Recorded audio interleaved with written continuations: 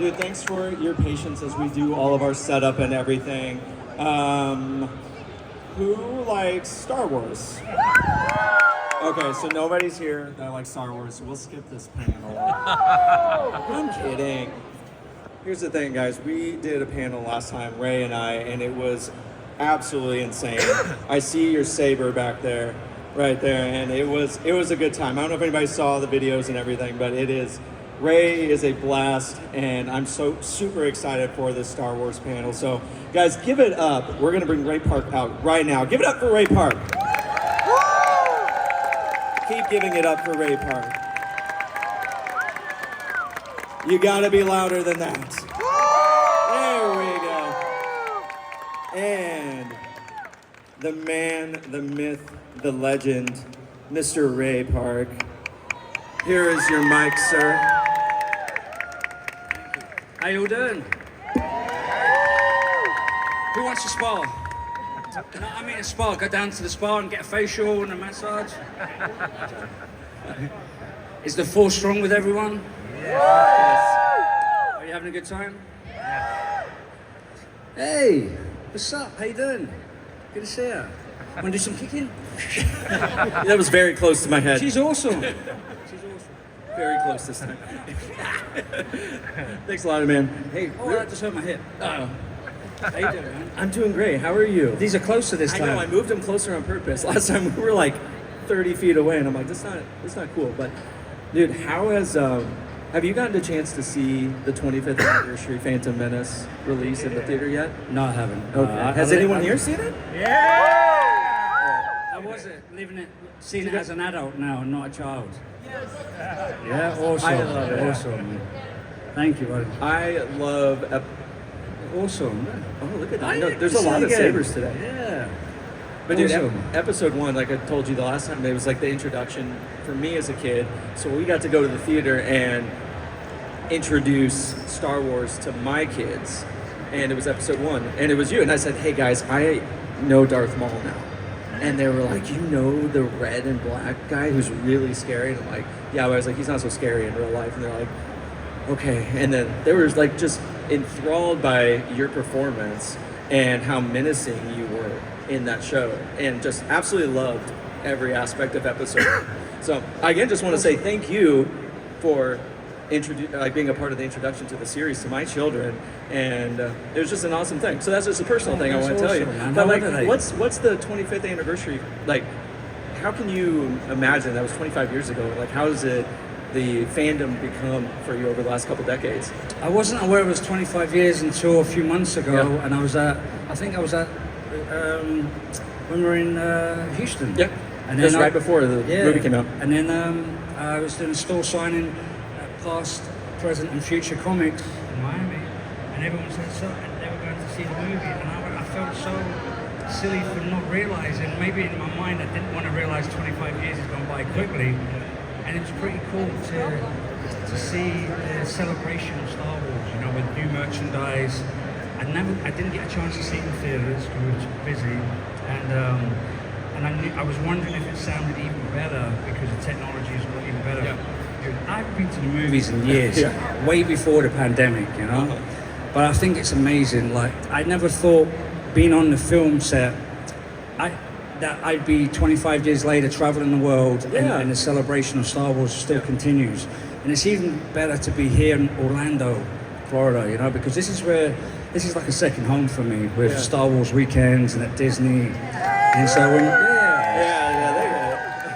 love it here. Yay. It's like family, extended family. And we miss it, and my kids miss it. And so when my son and I like landed, we were like, I got straight into that sort of Disney Star Wars weekend vibe in my head. It was just nostalgic, you know. And, so it's nice to be here. You know? That's awesome. It's nice to be here, and I appreciate the support, and it's amazing to see old friends over the years, and it is. It's a wonderful thing, you know. It's amazing. Star Wars has brought so many people together, and I love it. I'm so grateful to George for allowing this 22-year-old kid to jump around and say naughty in the behind the scenes. And I was so young. Yeah. You know? Well, speaking of the behind the scenes stuff too, it was like, what was that process for you getting that role, and how did how'd you even come across everything to become Darth Maul? Nick Gillard had reached out to me. One, I was surprised how he got my telephone number. And then he said, I heard about you, would you want to come in? I'm the stunt coordinator of Star Wars. So of course, you're jumping around in your head, hoping to get an opportunity to work. But never in a million years did I ever think I was going to be offered or have the opportunity to play a bad character, the main bad character of episode 1. I was thinking stunts. And at the time, I wasn't a stuntman, I wasn't a registered stuntman, so there was a lot of union legal kind of things that you can and cannot do. And so from my experience of working on Mortal Kombat Annihilation, because I was under the stunt umbrella, but that caused a bit of problems. So Robin Shue brought me under his wing, and I was part of Robin Shue stunt team. And I think that's how word got around about Phantom Menace. And so yeah, it was a whirlwind. And people ask me, what was my favorite part about being Darth Maul? It's still happening. It still continues, you know. It's traveling the world, every day waking up, being on set was amazing. Like every single second being on the film for me was the best movie experience I've ever had. I've done some great movies afterwards, but being on Phantom Menace was magic. It was it was magic for me. Yeah, saying it's magic, like that's the best way to encompass that, because it's like, again, 25 years, Darth Maul is such an iconic character, and even like, hey. That's your wife, that's his wife. Yeah, it's my wife. It was her birthday yesterday too. Oh, happy birthday. Hey, who's up for singing? Who's up for singing? A second time? There we go. Do you want to sing? Second time, yeah. Do you want to come out here and we can. Do you want to sing "Happy Birthday" to my wife for me? I know it's Ray's band. I'll let you lead. Oh, I can't sing. No, I can't sing either. That's why I don't speak in my movies. Oh, okay. Guys, let's say happy birthday to Megan. Ready? really fast. Ready? 1, 2, 3. Happy birthday to you. Happy birthday to you. Happy birthday, dear Megan.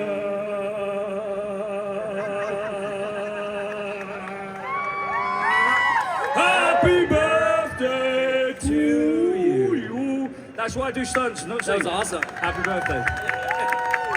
Back to our regularly scheduled Can I tell you a story? Yes, tell me. The reason why I did that, we were in Japan promoting X-Men. Happy birthday, Megan. Yeah. And we were at dinner with Bryan Singer, Kevin Feige, Tom DeSanto, and Hugh Jackman was there. And it was Bryan Singer's birthday. And Hugh had surprised me. What a voice that gentleman has. Oh my gosh. We all gone, happy birthday to you.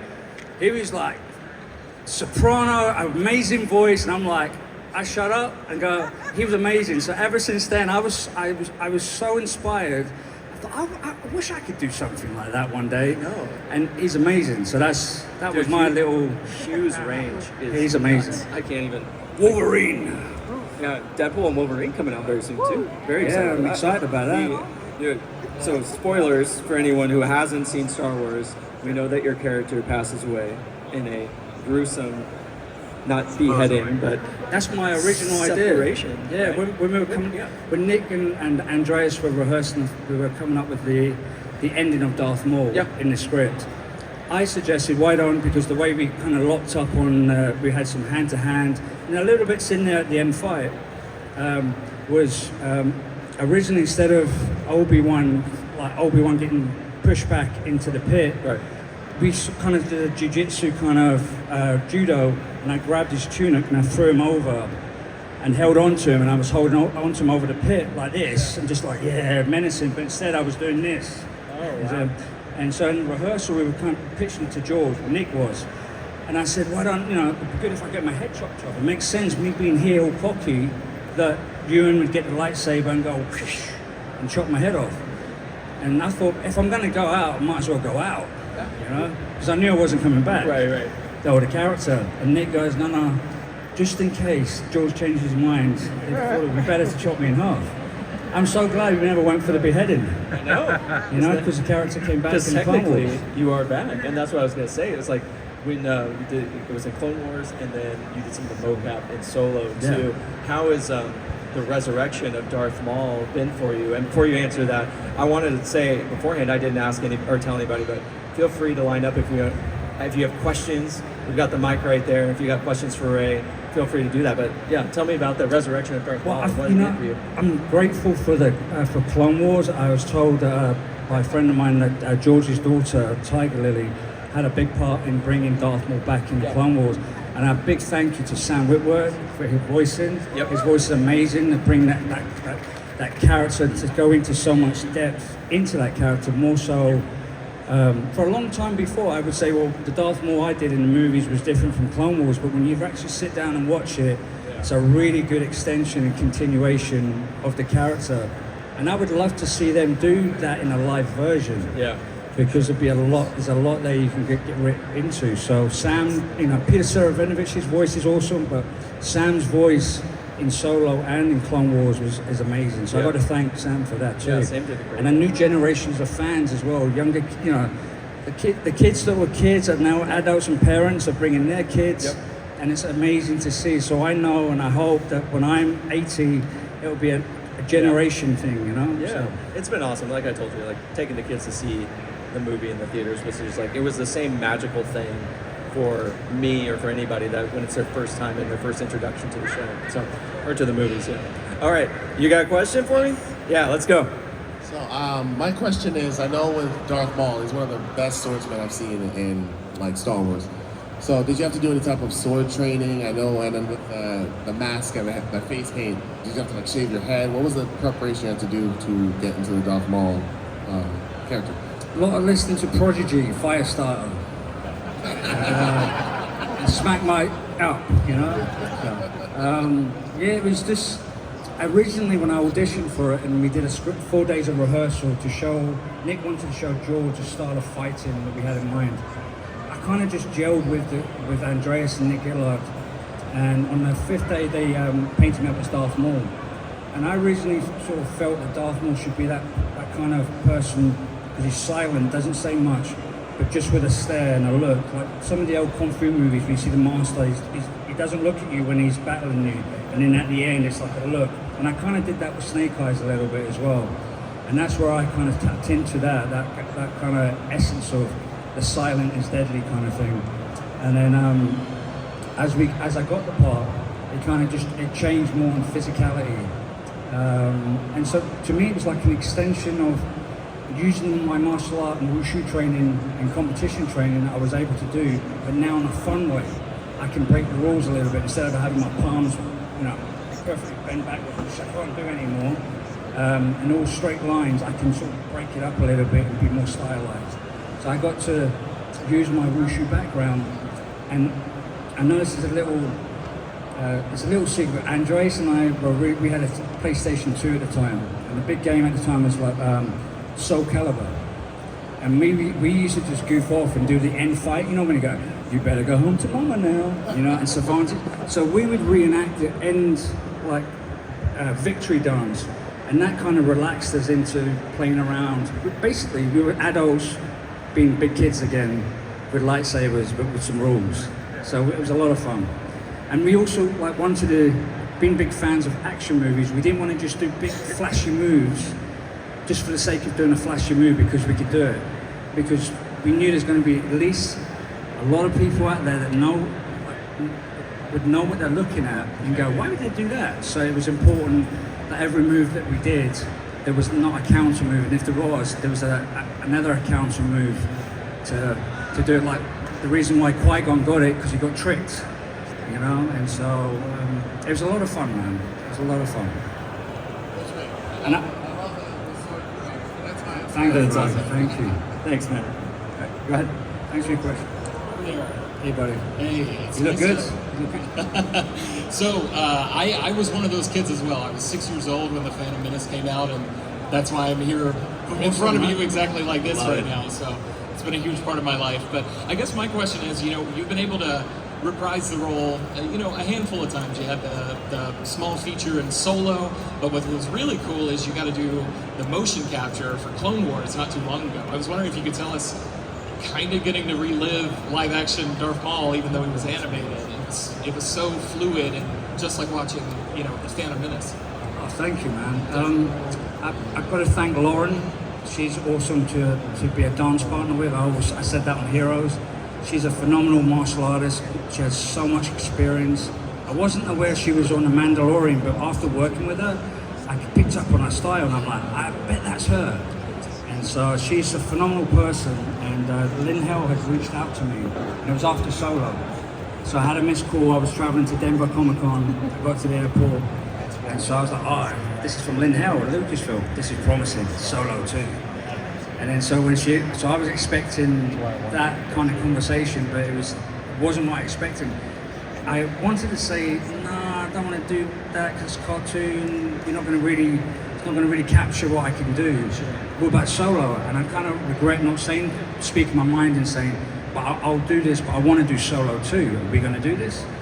And that's what some other actors said, but me being polite and shy and grateful. But I saw an opportunity, and she asked me, do I know any female martial artists? And that kind of took me back. I'd never been asked that question before. So I felt like, I'll recommend some good female martial artists who are great stunts and acting.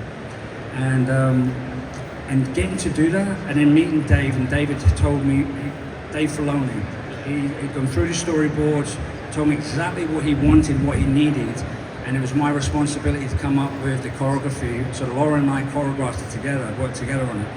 It was an amazing experience because I've done mocap before. This kind of mocap wasn't like any other mocap. Dave was holding the big camera like we're on set. I could see myself in 4 TVs. I even body popped as Darth Maul, But he wasn't impressed, but I was like, come on. And it was easy. But at the same time, I felt like I unleashed some of the things that I wanted to show. So I got to do things that I never got to do on Phantom Menace.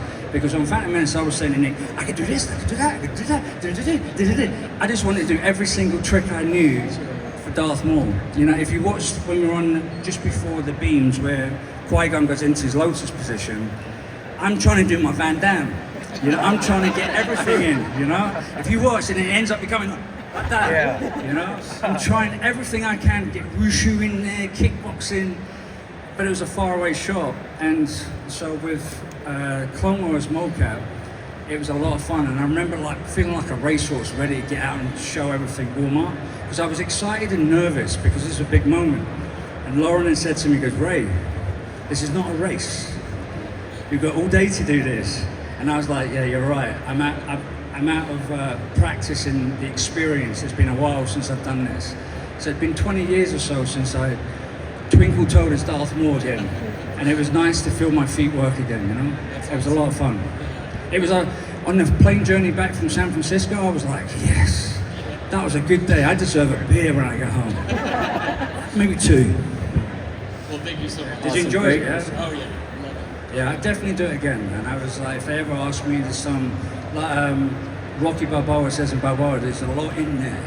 In the start. There's a lot I want to show and express for Darth Maul. Thank you again. Thank you, buddy. Thank you. Sorry, I'm kind of nervous. Buddy, how you doing? You got it, man. Well, 2 things. First one would be if you could come back to Star Wars and Darth Maul, would there be anybody else you want to do a match with, like Mace Windu or Yoda or anybody else like that? Oh yeah, Donnie Yen. Donnie Yen? Yeah, man, I love working with Donnie Yen. I mean, I love watching Donnie Yen. I would love to just be in that presence, because he was, I've forgotten his character's name, but he was a blind kind of Jedi. Rogue One. Yeah, Rogue One. But I don't know if that fits in the timeline. Yeah. But yeah, of course, Obi-Wan Ewan. I'd love to sort of match up with Ewan again. Maybe Hayden. Who would you like to see? For me, it would be more for, it would be Darth Maul against probably Anakin. Anakin, yeah. Or Vice Windu. I would love to see the Oh yeah, that'd be cool, yeah. I don't want to battle Yoda, man. It'd take me out. I've got too much respect for him. The second one is that you met my wife one time, the signing, and she told you a story that there was a husband that saw you in the elevator. Oh, yeah, yesterday, yeah. Yeah, that was me. Oh, yeah. When was this? That was Saturday. Saturday, yeah. And I wanted to say hello, but I really couldn't. Oh man, sorry. And I'm a huge fan since a kid, so Star Wars and Phantom Menace as a kid. What's your name? Will. Will, nice to meet you, buddy.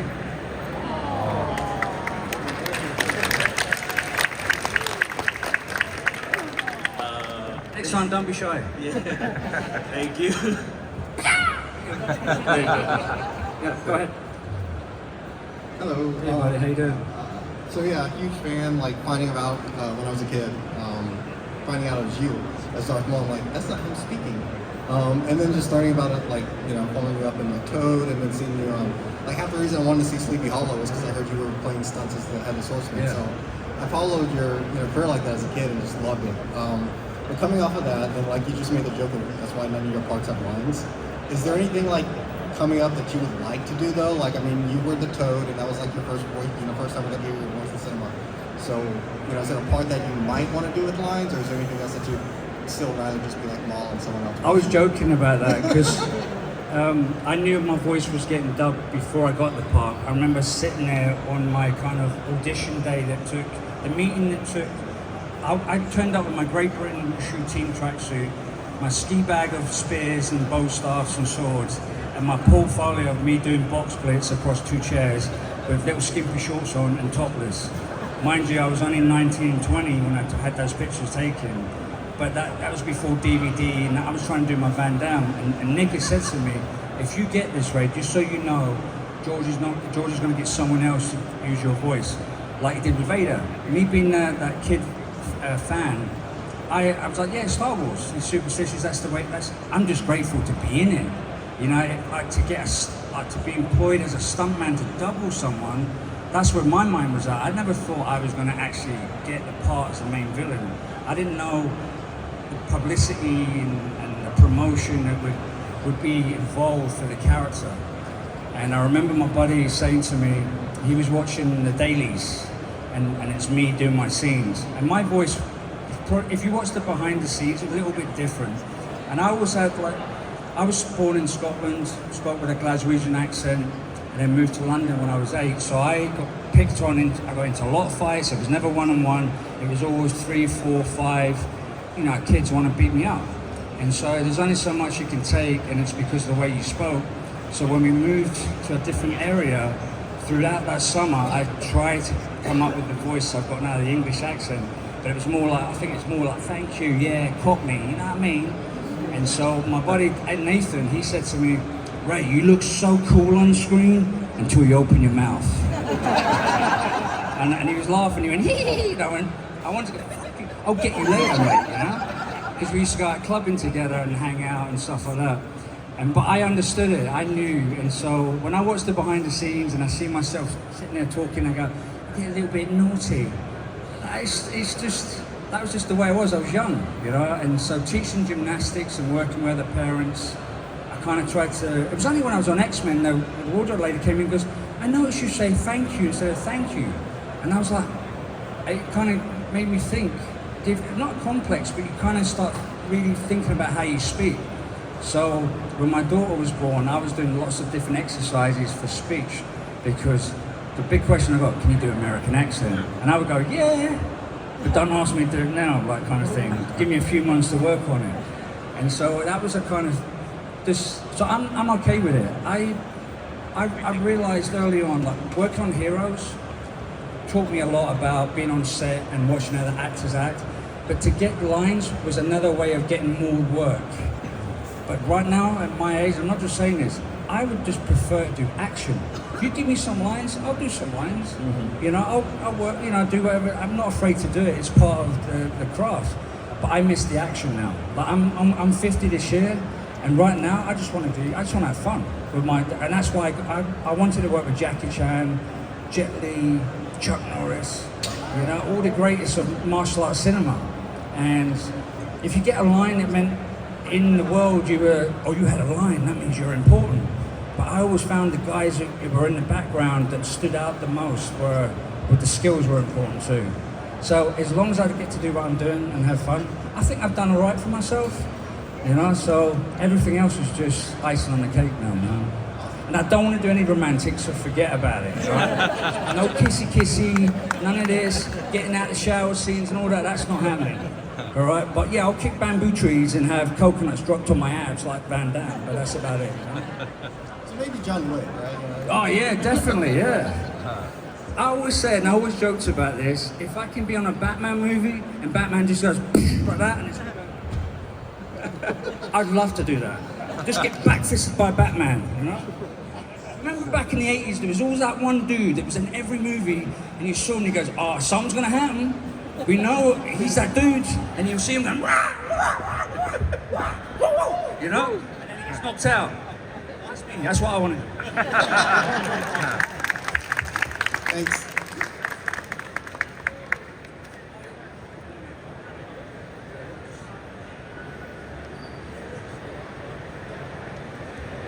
Let's move on then. Does anyone want to demonstrate their skills in lightsaber? Who's got a lightsaber for you up there? Do you want? Who wants to do it? Go on. Yeah, you come see on. a red one. Where we got? You got it right there? You know, I used to be 6'4" until Obi-Wan chopped me in half. Oh, awesome, man. Yeah, come up, man. Do we have any background music real quick?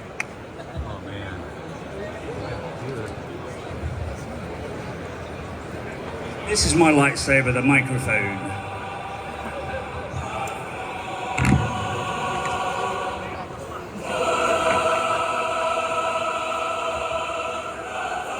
Can you turn the music down a bit, please?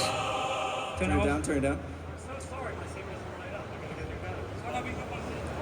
What's your name, buddy? Dom. Yeah, everyone meet Dom. It's the last time you're going to see him walking. Right. Yeah, nice. Very good. Yeah, carry on the scene. Come on, I love this, man. Wicked. Dom's doing lessons afterwards. Sign up. Check out his booth. I'm not going to do anything. I think he's much better than I am. But I'll do the sound effects. Ready?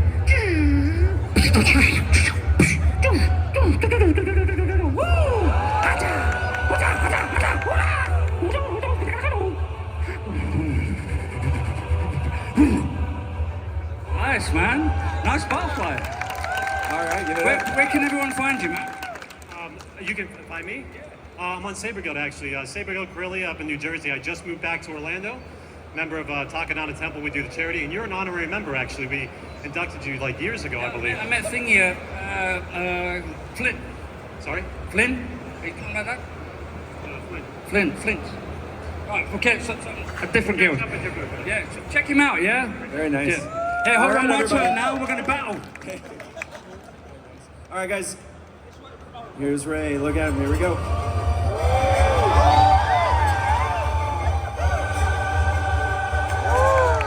Very nice. All right, guys. Everybody, give it up for Ray Park. He is still over there for the rest of the day. And you're there to sign, do everything. All the rest of Sunday, we'll be here for the